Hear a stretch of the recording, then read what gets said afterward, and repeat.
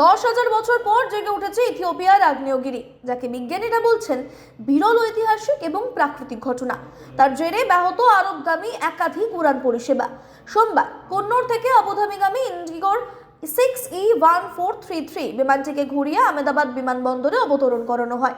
বিমান সংস্থার তরফে জানানো হয়েছে, নির্বিঘ্নে আহমেদাবাদে নামানো হয়েছে বিমানটিকে। যাত্রীরা নিরাপদেই রয়েছেন। বিগত 10,000 বছর ঘুমিয়েছিল ইথিওপিয়ার হেলিগুব্বি আগ্নেয়গিরি। রবিবার সেটি জেগে উঠেছে। শুরু হয়েছে ভয়ঙ্কর অগ্নুৎপাত। ওই অঞ্চলের কয়েকশো কিলোমিটারের মধ্যে দিয়ে বিমান চলাচলে বিপদের শঙ্কা রয়েছে।